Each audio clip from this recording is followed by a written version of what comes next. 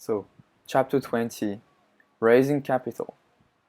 This chapter examines how firms access capital in the real world.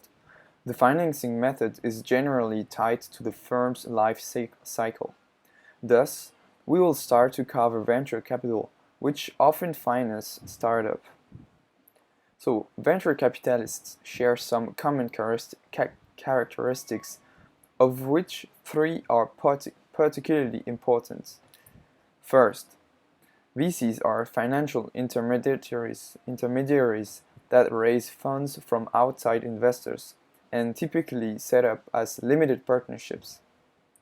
This characteristic separates VCs from angels, since angels typically invest just their own money. Number 2. VCs play an active role in overseeing, advising, and monitoring the companies in which they invest. And third, VCs generally do not want to own the investment forever. This last characteristic is quite important in determining the nature of typical VC investments. A firm must be a certain size to either go public or be easily sold. Venture capital financing can be classified into different stages. The first one is the seed money stage. A small amount of financing needed to prove a concept or develop a product. The second is the startup stage. It's financing for firms that started within the past year.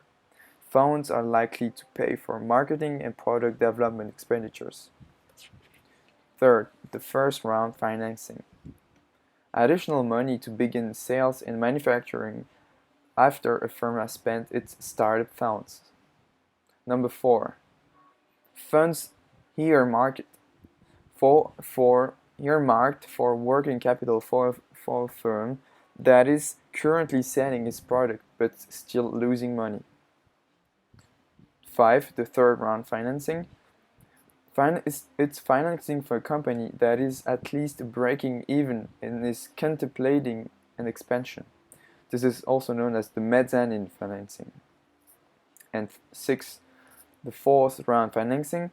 It's the money provided for firms that are likely to go public within half a year. This round is also known as the bridge financing. So, although there's a large venture capital market, the truth is that access to venture capital is very limited. As a result, personal contact is very important in gaining access to the venture capital market. Another factor is that the venture capital is quite expensive. If firms wish to attract a large set of investors, they will issue public securities. The basic steps for issuing securities are: first, management gets the approval of the board. Second, the firm prepares and files a registration statement with the SEC, which stands for the Securities and Exchange Commission. The SEC studies the registration statement during the waiting period. Then the firm prepares and files an amended registration statement with the SEC. And if everything is copacetic with the SEC, a price is set and a full-fledged selling effort gets underway. So there are existing some alternative issue methods. Depending on the number of investors, the issue can be either treated as public or private. There are two kinds of public issues. The cash offers are sold to all interested investors, and right offers are sold to existing shareholders. Now we move to the example of the public issues of the company named Tombstone, but now it's very famous with the name of World Wrestling Entertainment. They are very famous with their TV wrestling show in every week. In this example, It provides some information about the issues and the list investment bank, which is the underwriter involved in the sharing issues.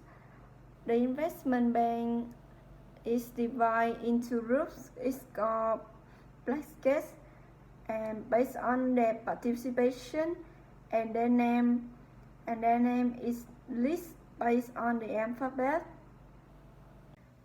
So let's move to the method that you to solve the public issues.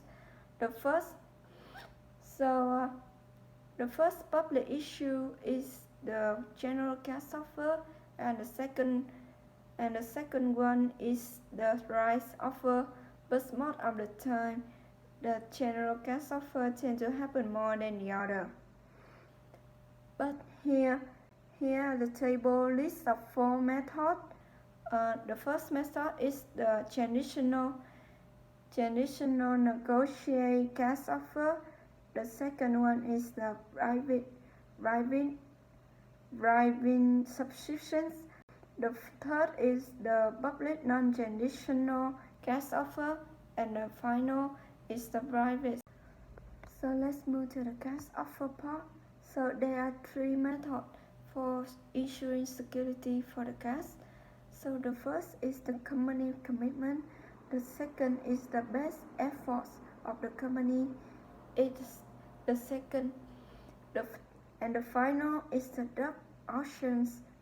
So, and to select the underwriter for the company. So there are 2 methods, which are negotiate and competitive. So let's go to detailing about the firm commitment methods. So first of all, this is the most common type of underwriting. Is used in the US, and detailing the role of the issuing company is to sell the entire issue to the underwriting syndicate, and the syndicate then resell the issue to the public, and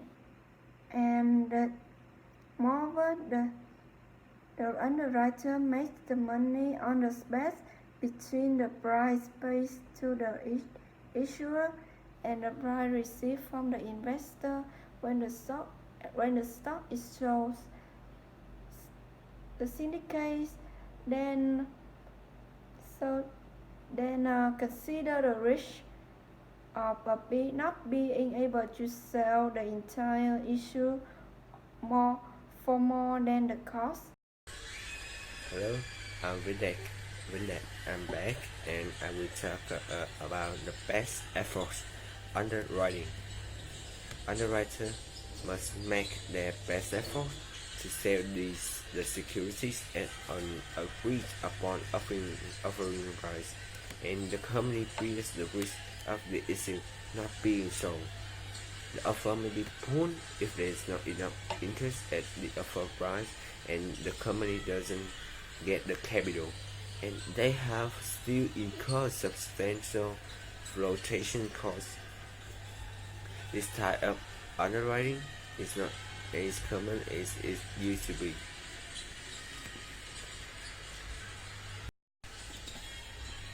Next is the Dutch auction underwriting. Underwriter accepts a series of bids that include number of shares and price per share. The price that everyone pays is the highest price that will result in all shares being sold, and there is an incentive to bid high to make sure you get in on the auction, but knowing that you will probably pay a lower price than you bid. And the Treasury has used Dutch auctions for years. Google were the first Dutch auctions IPO. And next is the investment banks. It's also called underwriters. because it performs critical functions.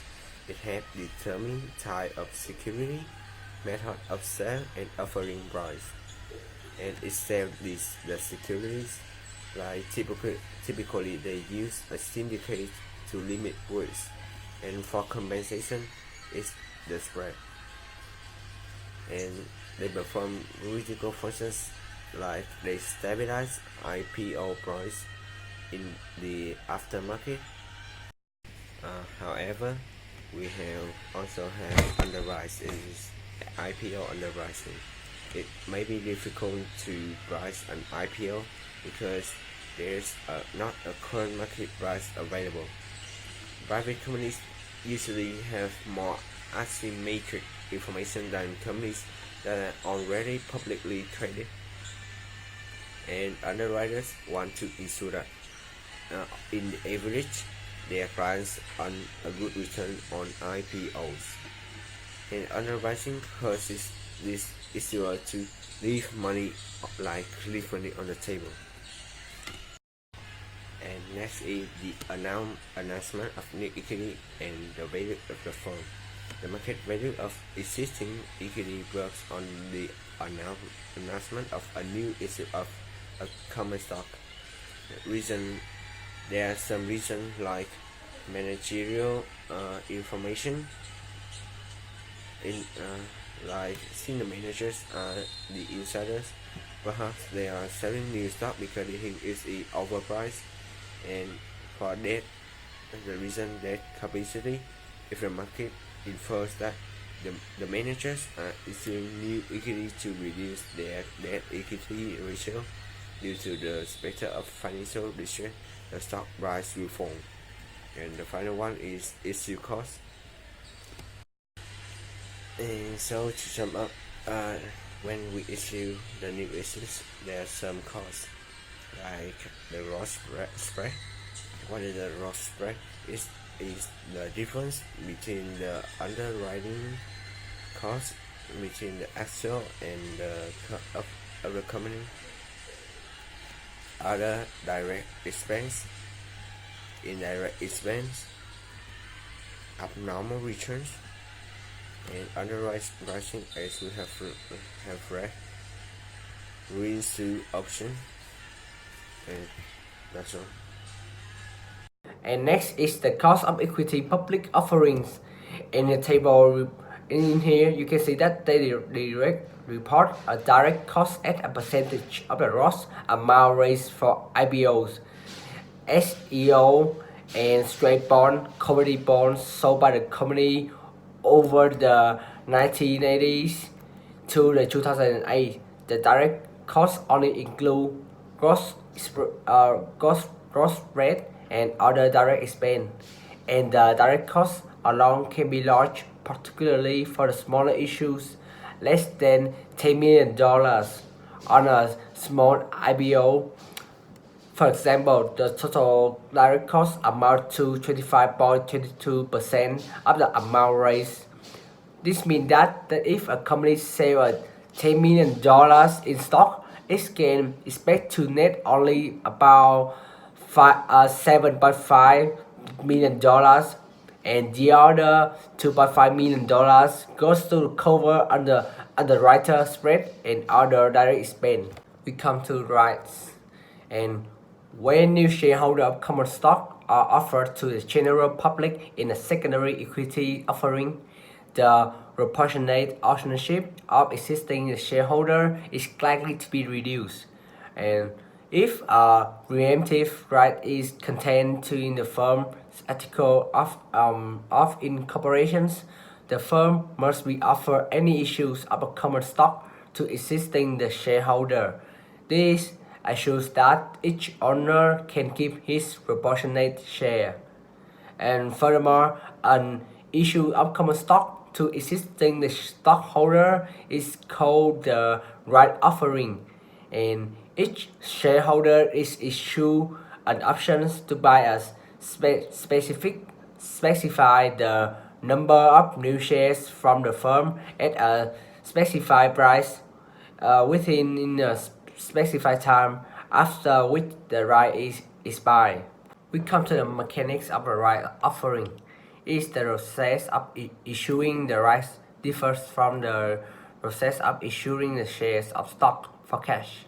Existing stockholders are notified that they have been given one right for each share of stock they own, and exercise occurs when a shareholder sends a payment to the firm subscription agent, usually a bank, and turn in the required number of rights. Shareholder of the national power will have several choices. First is split for the full number in entitled share, and second is the sell the right, and the last one is do nothing and let the right expire. The right offering example. Popular Delusions is proposing a right offering, and there are 2,000 shares outstanding trading at $25 each, and there will be 10,000 new shares issued at a $20 subscription price. So, what is the new market value of the firm, and what is the ex-right price, and what is the value of the rights? First, what is the new market values of the firms? As you can see in the previous last slide, the data in here. So we can see that there are 2,000 shares outstanding at $25 each, and 10,000 new shares issued at $20.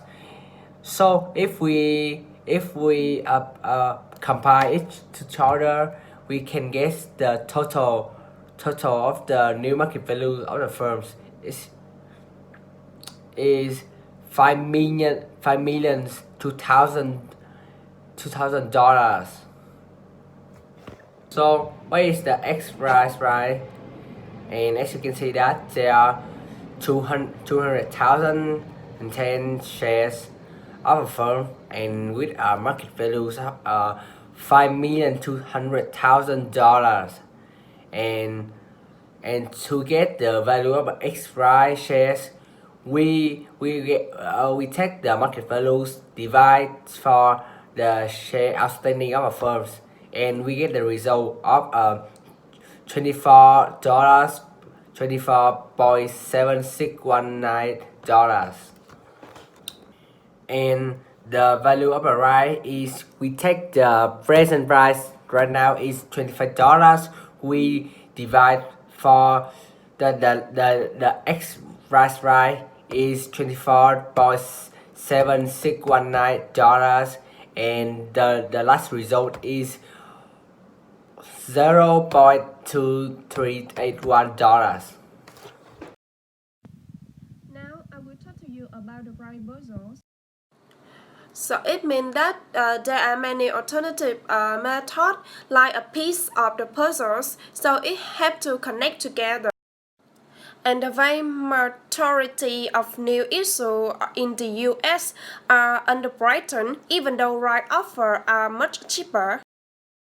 And there are a few explanations about the price purchase. So the underwrite increase the stock price, and there are not much evidence.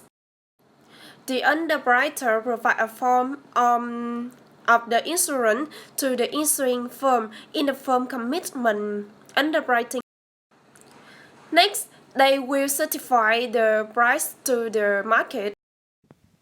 And the proceeds from underwriting may be available sooner than the proceeds from a price offering.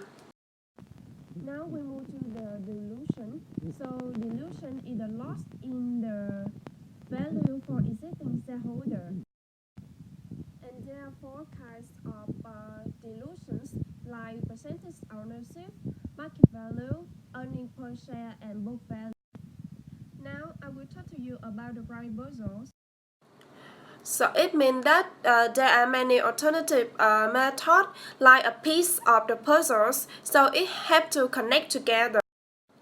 And the vast majority of new issues in the US are underwritten, even though right offers are much cheaper. And there are a few explanations about the price purchase. So the underwriter increase the stock price and there are not much evidence.